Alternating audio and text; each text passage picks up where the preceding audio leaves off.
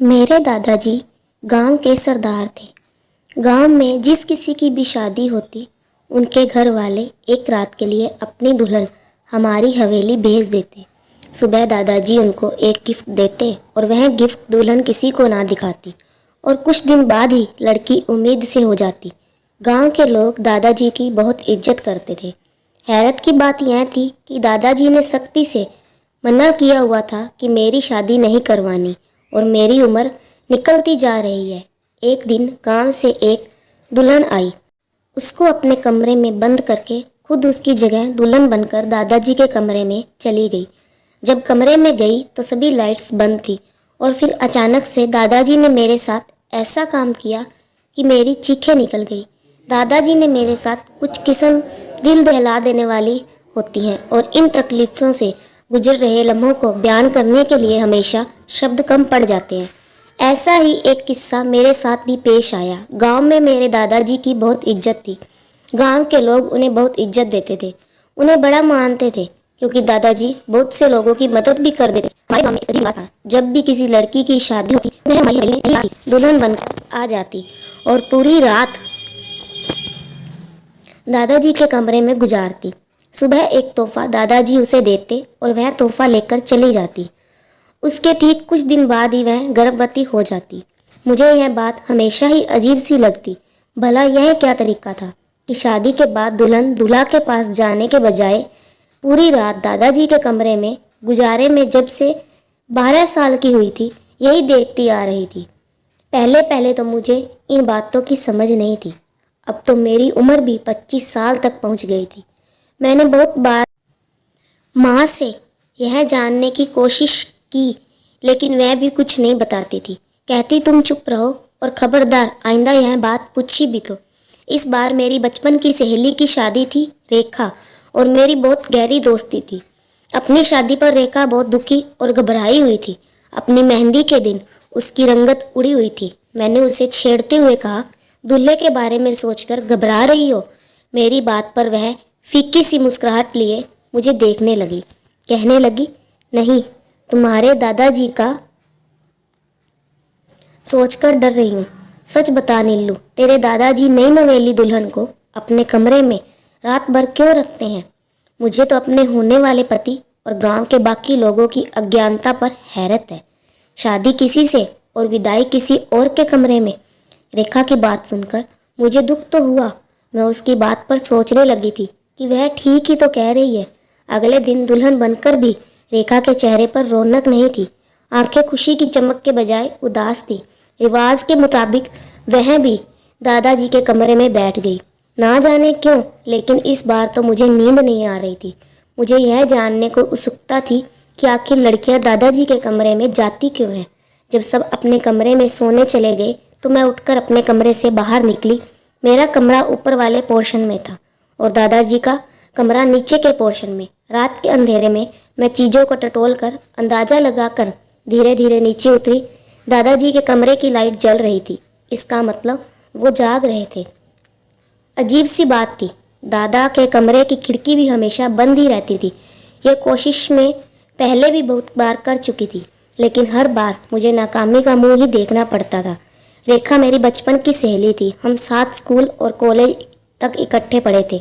जब उसका रिश्ता तय हुआ उस वक्त मेरे लिए भी एक बहुत अच्छा रिश्ता आया था।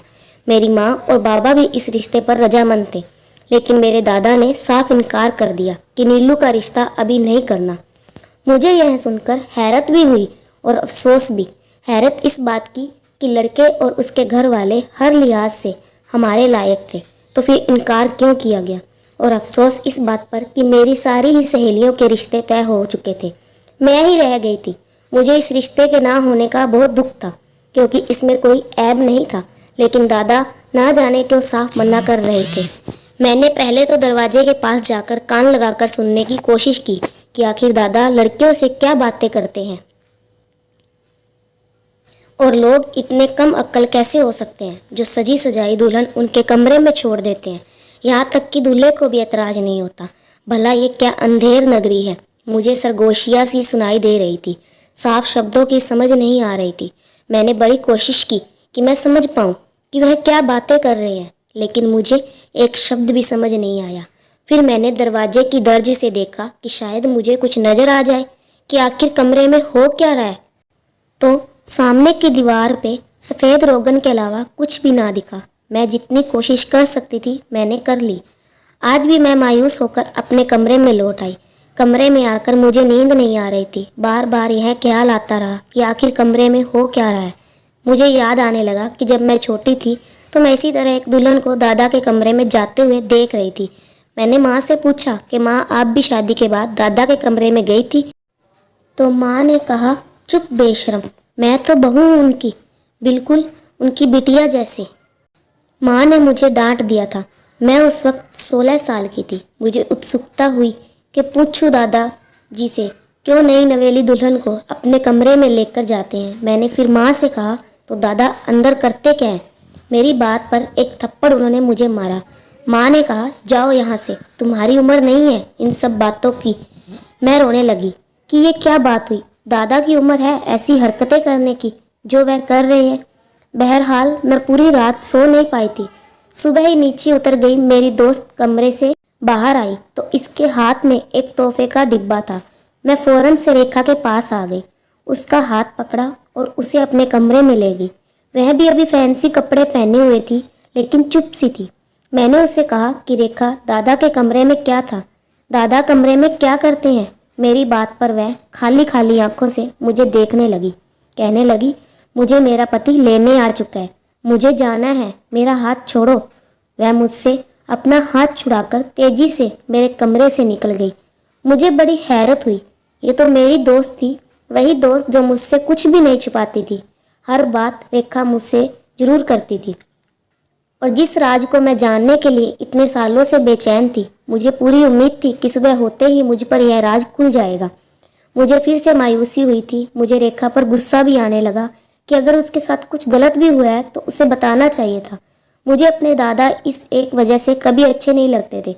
हालांकि उनका व्यवहार मुझसे बहुत मोहब्बत वाला था। चाचा की कोई औलाद नहीं थी और मैं भी अपने माँ बाप की इकलौती औलाद थी।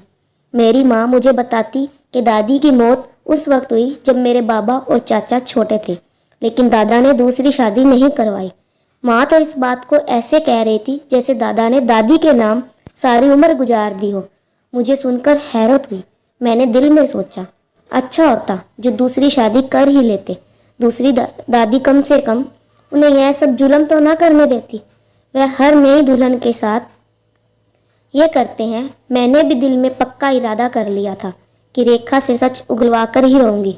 कुछ दिनों बाद मैं रेखा के ससुराल पहुंच गई। उस वक्त वह बिल्कुल नॉर्मल थी। मुझे देखकर मुस्कुराकर गले मिली। अपने ससुराल में मेरा परिचय कराने लगी। उसका पति भी मुझसे अच्छी तरह मिला। मुझे उसके पति को देखकर कहीं से भी नहीं लग रहा था कि उसे अपनी दुल्हन एक रात के लिए दादा के पास भेजने से कोई ऐतराज या नाराजगी होगी। मैंने रेखा से कहा, हम अकेले में बैठकर बातें कर सकते हैं। वह यह सुनकर कुछ घबरा सी गई, लेकिन मैं खुद ही उसे उसके कमरे का पूछने लगी। वह मुझे अपने कमरे में ले गई। जब मैंने दोबारा रेखा से वही सवाल पूछा तो वो गुस्से से उखड़ गई। कहने लगी, मुझसे क्या पूछ रही हो? जाकर अपने दादाजी से पूछ लो। मैंने कहा, अगर तुम्हारे साथ कुछ गलत हुआ तो तुम चुप क्यों हो? तुम्हें सबको बताना चाहिए। मेरी बात सुनकर वो बहुत चिल्लाकर बोली, मैं सिर्फ तुम्हारी वजह से चुप हूँ। अब निकलो मेरे घर से बाहर, समझी?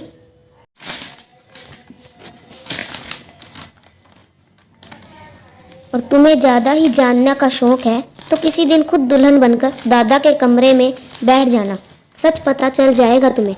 वो बहुत गुस्से में थी। मैं घर वापस लौट आई। पहले तो मुझे रेखा के घर जाने पर बहुत अफसोस हुआ।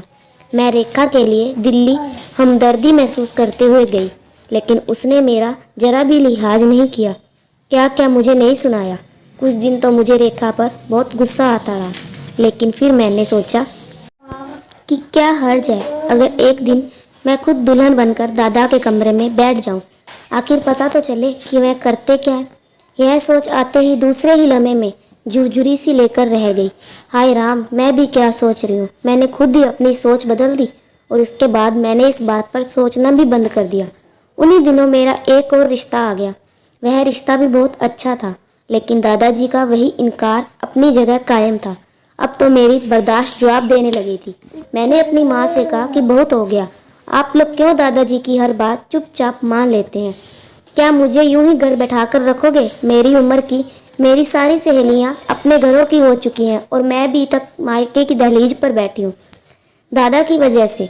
मेरी बात सुनकर मेरी माँ मुझे गुस्से से घूरने लगी, कहने लगी, बेशरम, गैरत बेच खाई है तूने, जो खुद अपने मुंह से शादी के लिए कह रही है।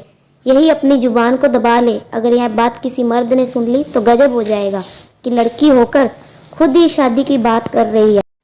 माँ ने मुझे दबे दबे शब्दों में गुस्सा दिखाते हुए कहा ताकि उनकी आवाज़ कमरे से बाहर ना चली जाए। लेकिन माँ की बात सुनकर मेरे तो बदन में आग सी लग गई। हाँ, अच्छे असूल हैं आप लोगों के। मेरी उम्र गुजरी जा रही है लेकिन किसी को मेरी शादी की फिक्र ही नहीं है। और अगर मैं अपने मुंह से बात कहूँ तो गैरत आड़े आ जाती है। और वो दादा जो खुलेआम नई नवेली दुल्हन बनी लड़की के साथ रंगरलियाँ मनाते हैं, उस पर किसी की गैरत जोश नहीं मारती। मेरी बात सुनकर मेरी माँ ने मेरे मुंह पर जोरदार थप्पड़ मारा, कहने लगी, बहुत जुबान चलने लगी है तुम्हारी। आइंदा अगर अपने दादाजी के खिलाफ एक शब्द भी कहा तो तुम्हारे बाबा को बता दूंगी, वह तुझे जिंदा नहीं छोड़ेंगे। मैं अपनी माँ की शक्ल देखती रह गई।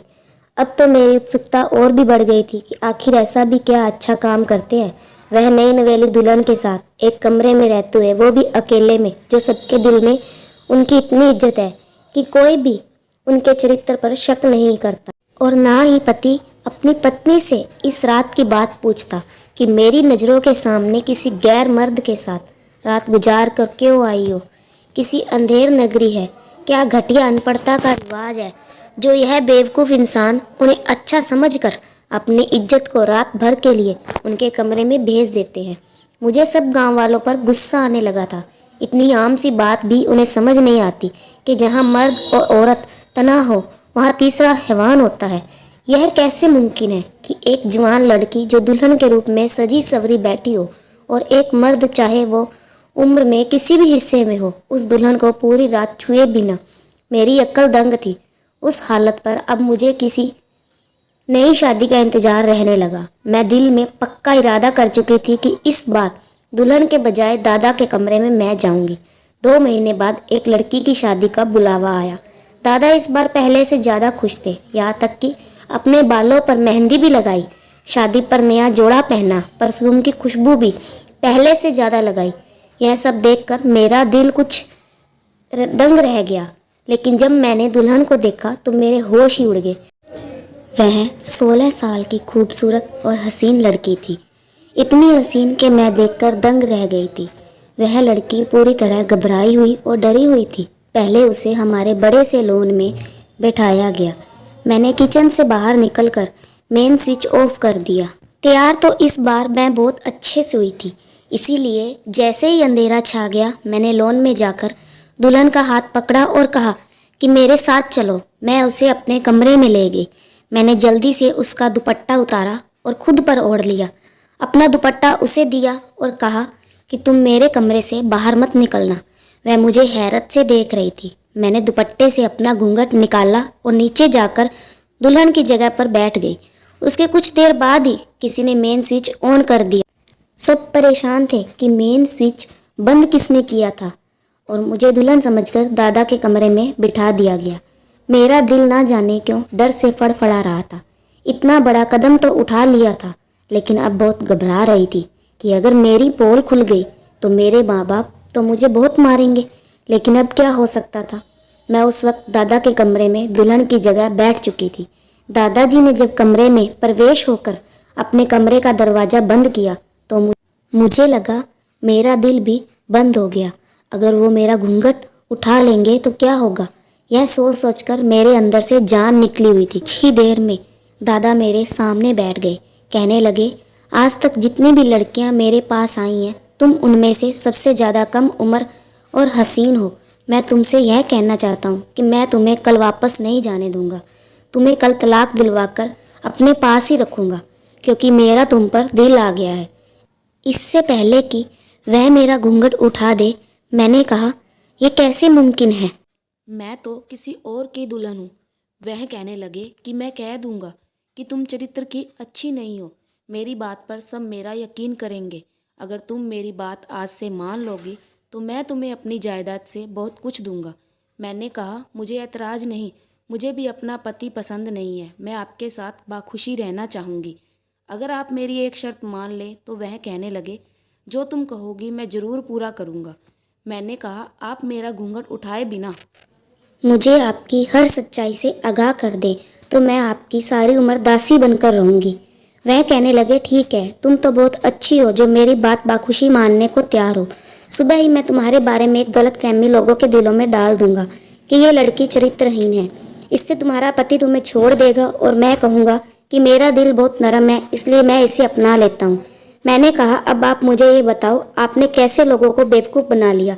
मेरी बात पर वह हंसकर बोले, ये भोले भाले बेवकूफ़ गांव के लोग ऐसे ही हैं, साधारण से, कि इन्हें बस दिमागी तौर पर संतुष्ट कर दो तो ये नस्ल दर नस्ल एक ही बात को बिना सोचे समझे किसी रिवाज की तरह अपनाए रखते हैं। फिर वह बोले कि वह शुरू से ही सबके दिलों में अपने साफ चरित्र की दुहाई बैठा चुके थे। जब दादी जी की मौत हुई तो उन्होंने यह ऐलान कर दिया कि वह अब कभी दूसरी शादी नहीं करेंगे, क्योंकि उनके ख्वाब में एक अच्छे जाने माने बाबा जी आने लगे हैं, जिनकी अच्छे चरित्र की आत्मा उनके अंदर घुस जाती और वो हर लड़की का चरित्र एक रात में ही जान जाते हैं। वह आत्मा स्त्री की इच्छा से भी बिल्कुल मुक्त है। औरत को बिना छुए ही एक मंत्र पढ़कर उसके चरित्र के बारे में बता देती है। लोग यह सुनकर मेरे दादाजी की बात पर यकीन करने लगे। दादाजी को औरत की हवस थी, इसलिए वो अपनी हर दिली ख्वाहिश को पूरी करवाने के लिए यह रास्ता अपनाए हुए थे। हर कुंवारी लड़की को वो रात को कह देते कि तुम यह दूध पी लो और सो जाओ, ताकि मैं अपना मंत्र शुरू करूं। जैसे ही वो दूध पी लेती और नशे की वजह से सो जाती तो वह अपनी ख्वाहिश उससे पूरी कर लेते और सुबह एक तोहफा उसके हाथ में रख देते, जिनमें सोने की कोई अंगूठी होती, और कहते, अगर इस डिब्बे में अंगूठी निकले तो समझ जाना कि तुम अच्छे चरित्र की मालिक हो। पहले पहले तो लड़कियां यही बात मान लेती थी, लेकिन रेखा ने दूध पीने से इनकार कर दिया था। ये बात दादा ने खुद बताई कि वह लड़की बहुत तेज थी। कहने लगी, मेरे साथ चाल चलने की जरूरत नहीं है, मैं दूध हरगिज नहीं पीऊंगी। चुपचाप से जो मंत्र पढ़ना है वो पढ़ो, वरना तुम्हारे डोंगी होने का शोर मचा दूंगी। दादाजी ने कहा, वह पहली लड़की थी जिससे वह डर गए थे। उसे पूरी रात गंदे काम के लिए उकसाते रहे, पैसों और तोहफों के लिए लालच भी देते रहे, लेकिन वह किसी तरह ना मानी। बस इतना करने पर राजी हुई कि दादाजी की सच्चाई किसी को नहीं बताएगी। ये बात उसने कसम खाकर कही थी। उसके बाद दादाजी ने मुझे जो अपना अगला प्लान बताया तो सुनकर मेरी तो रूह ही फना हो गई। कहने लगे, तुम्हारे बाद मैं एक लड़की से शादी करूंगा, बस उसी के लिए फिक्रमंद हूँ कि ऐसा क्या तरीका अपनाऊं कि लड़की चरित्रहीन भी ना कहलाए और मेरा काम भी हो जाए। मैंने पूछा, वह कौन है? कहने लगे, नीलू। यह सुनकर मेरे होश उड़ गए। मैं उनकी सगी पोती थी और वह मुझ पर ऐसी गंदी नज़र रखते थे, मेरा तो सर बुरी तरह से चकरा कर रह गया। यह मैं क्या सुन रही थी और किससे सुन रही थी? मेरा दिल चाहा दादा का गला दबाकर उन्हें जान से ही मार डालूं। मेरे गले में गिरह पड़ने लगी थी। मैं जिस दुख से दो चार थी, शायद मेरे पास शब्द नहीं थे। मैंने कहा, चौधरी साहब, वह आपकी सगी पोती है। मेरी बात पर वह हंसने लगे। कहने लगे, कहीं की सगी अनाथ है, मेरे दोनों बच्चे औलाद से वंचित थे। यह लड़की मेरी बहू और बेटे ने गोद ली हुई है, मगर जैसे ही इस लड़की ने जवानी की दहलीज पर कदम रखा तो मुझे यह अच्छी लगने लगी। तभी से मैंने यह सोच रखा है कि ऐसा क्या करूं कि उसे हमेशा के लिए अपना बना लूं, क्योंकि दुनिया के सामने वह मेरी पोती है। इसलिए आज तक मैंने उस लड़की का रिश्ता नहीं होने दिया, लेकिन अब एक तरकीब सोच रहा हूँ। वह आजमाऊंगा, सब खुशी खुशी उसकी शादी मुझसे कर देंगे। ये सब सुनकर मेरे होश खोने लगे। कोई इतना भी घटिया हो सकता है? फिर याद आने लगा कि मेरी टीचर कहती थी कि हवस की प्यास कभी नहीं बुझती, उसे जितना पूरा करने की कोशिश करो वह उतनी ही बढ़ती जाती है। और पाप किसी दलदल की तरह होता है, इंसान एक बार उसमें धंस जाए तो निकलना बहुत मुश्किल हो जाता है। मेरे पास मोबाइल था। दादाजी की सारी सच्चाई मैं रिकॉर्ड कर चुकी थी। मैंने आंसू बहाते हुए अपना घूंघट ऊपर कर दिया। दादाजी मुझे देखकर दंग से रह गए। कहने लगे, तुम यहाँ क्या कर रही हो? मैंने कहा, आपकी सच्चाई सुनना चाहती थी। आप अच्छे चरित्र और सत्यवादी होने का लिबास पहने हुए कब से लड़कियों के साथ पाप कर रहे हैं? आपको जरा भी शर्म नहीं आई? मुझे अफसोस है लोगों की बेहुदा सोच पर कि आपकी झूठी कहानी पर उन्होंने कैसे विश्वास कर लिया। दादा के चेहरे का रंग उड़ गया। मुझे लालच देने लगे, पैसों का, सोने चांदी का। मैं बेड से उठकर कमरे से बाहर निकल गई। शोर मचाकर मैंने सबको इकट्ठा कर लिया। वह रिकॉर्डिंग मैंने सबको सुना दी। गांव में भी यह बात आग की तरह फैल गई। दादाजी को सजाए मौत सुनाई गई।